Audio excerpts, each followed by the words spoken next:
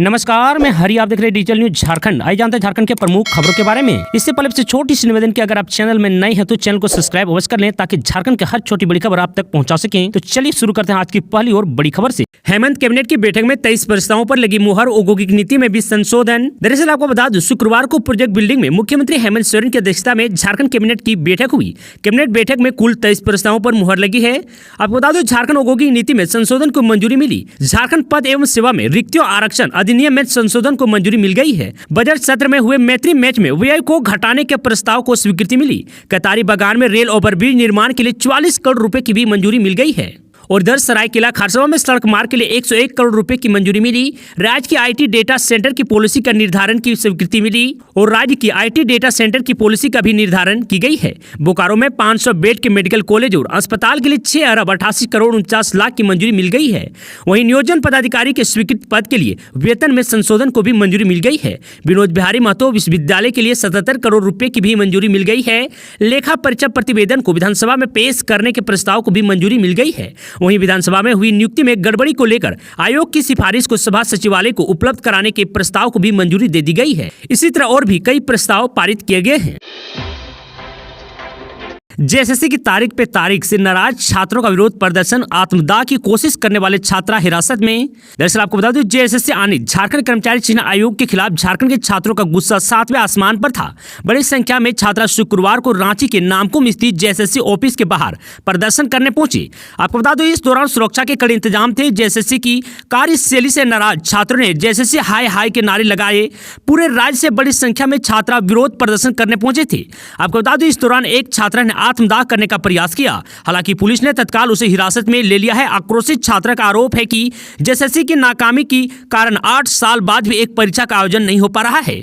आपको बता दूं, झारखंड सामान्य स्नातक योग्यताधारी संयुक्त प्रतियोगिता परीक्षा 2023 पिछले 8 वर्षों से आयोजित हो रही है, लेकिन बार बार परीक्षा स्थगित कर नई तारीख की घोषणा कर दी जा रही है। अब नई तारीख 21 व 28 जनवरी घोषित की गई है। छात्रों की माने तो यह परीक्षा भी आयोजित नहीं हो सकेगी, क्योंकि दूसरी परीक्षा के कारण इसे भी टालना पड़ेगा। आपको बता दें, झारखंड स्टेट स्टूडेंट यूनियन के बैनर तले जेएसएससी कार्यालय का घेराव किया गया है। इसमें छात्र नेता देवेंद्र नाथ महतो, मनोज यादव समेत अन्य छात्र शामिल थे।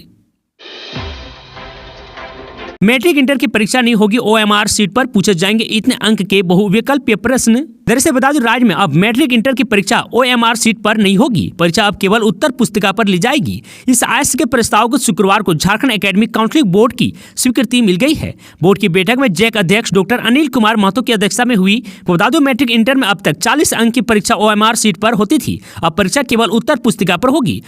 पूर्व में ओएमआर सीट व उत्तर पुस्तिका पर परीक्षा अलग अलग होती थी। दोनों के लिए समय का निर्धारण भी अलग अलग किया गया था। अब इस प्रावधान को समाप्त कर दिया गया है। आपको बता दूं कि अब दोनों परीक्षा का समय एक साथ निर्धारित कर दिया गया है। परीक्षार्थियों को प्रश्न पत्र पढ़ने के लिए 15 मिनट का अतिरिक्त समय दिया जाएगा। बोर्ड में लिए गए निर्णय के अनुरूप जैक द्वारा परीक्षा को लेकर जल्द ही दिशा निर्देश भी जारी कर दिया जाएगा। वर्ष 2024 की परीक्षा में 30 अंक के बहुविकल्पीय प्रश्न पूछे जाएंगे। बोर्ड की बैठक में जैक उपाध्यक्ष डॉक्टर विनोद सिंह, माध्यमिक शिक्षा निर्देशक सुनील कुमार, जेसीआरटी निर्देशक किरण कुमारी पासी, जैक सचिव एचडी तिग्गा समेत अन्य सदस्य उपस्थित थे। दरअसल आपको यह भी बता दूं, राज्य में मैट्रिक इंटर की परीक्षा 6 फरवरी से शुरू होगी। झारखंड एकेडमिक काउंसिल द्वारा परीक्षा का प्रोग्राम जारी कर दिया गया है। परीक्षा 26 फरवरी तक चलेगी। इसके बाद प्रायोगिक परीक्षा शुरू होगी। प्रायोगिक परीक्षा 28 फरवरी से 11 मार्च तक ली जाएगी। प्रायोगिक परीक्षा संबंधित स्कूल कॉलेज में ही होगी। सीएम हेमंत सोरेन बोले, बेटियों को उच्च शिक्षा में मिलेगी आर्थिक मदद, बिचौलिए के खिलाफ होगी कार्रवाई। दरअसल आपको बता दूं, झारखंड के सीएम हेमंत सोरेन ने शुक्रवार को खूंटी के कचहरी मैदान में आयोजित आपकी योजना आपकी सरकार आपके द्वार कार्यक्रम में खूंटी वासियों को विकास योजनाओं की सौगात दी। उन्होंने 437 करोड़ 48 लाख रुपए की 76 योजनाओं का शिलान्यास एवं 406 करोड़ 20 लाख रुपए की 27 योजनाओं का उद्घाटन किया। इस दौरान 11,841 लाभुकों के बीच 88 करोड़ 64 लाख रुपए की परिसंपत्तियों का वितरण किया। आपको बता दूं, किसान क्रेडिट कार्ड से 4,737 एवं मुख्यमंत्री रोजगार सृजन योजना से 15 समेत अन्य योजनाओं से लाभुकों को आच्छादित किया गया है।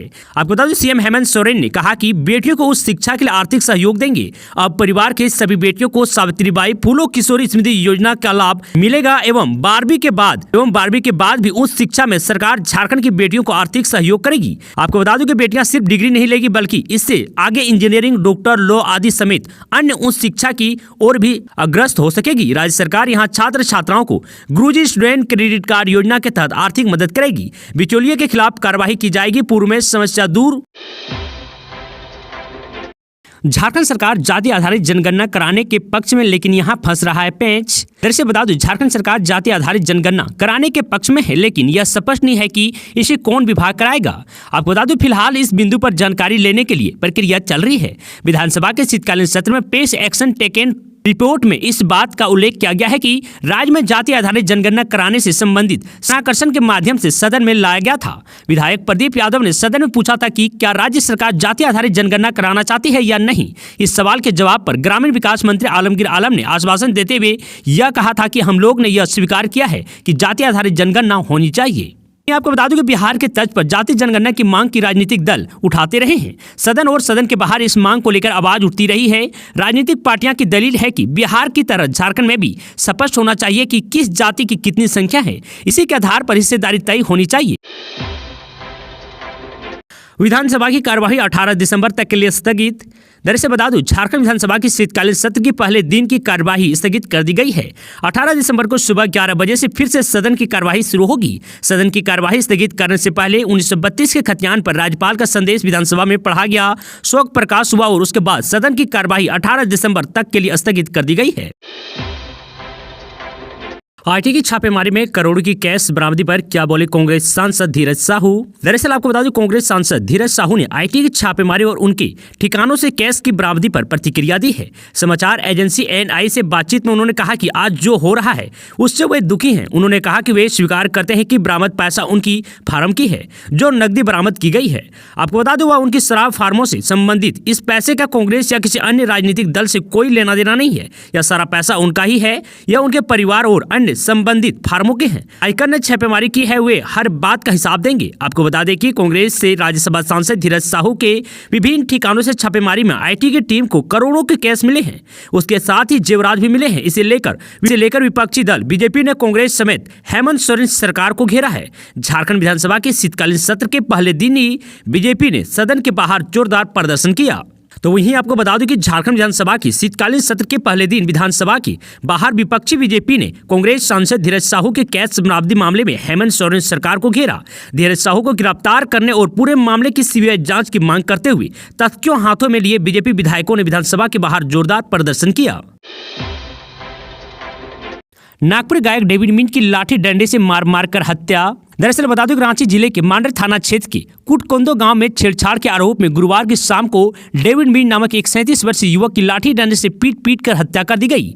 पेशे से नागपुरी गायक डेविड मिंज मूल रूप से मांडर के ही झिंझरी गांव का निवासी था और रांची के कोच्चा में रह रहा था। वर्तमान में पिछले 1 माह से कुटकोंदो गांव में अपने दोस्त काले उराव के साथ रह रहा था। उसकी हत्या के आरोप में मांडर पुलिस ने त्वरित कार्रवाई कर कुटकोंदो गांव के एक ही परिवार के सोमरा उराव, जीत पहान उराव व सोनू उराव को शुक्रवार को जेल भेज दिया गया है। बताया जा रहा है कि मंदबुद्धि लड़की को गुरुवार को घर में अकेली छोड़ परिवार के लोग काम करने गई थी। शाम को जब वह वापस लौटे तो लड़की घर में नहीं मिली। गांव में उसे ढूंढने के क्रम में किसी ने बताया कि लड़की को डेविड मिंज के साथ देखा गया है। शुक्रवार को पूछने पर डेविड मिंज ने लड़की के संबंध में परिवार वालों को कुछ भी नहीं बताया, लेकिन जब उससे सख्ती की गई तो उससे मिली जानकारी के आधार पर लड़की को शाम करीब 6 बजे गांव के निकट स्थित पतरा से बरामद कर लिया गया है।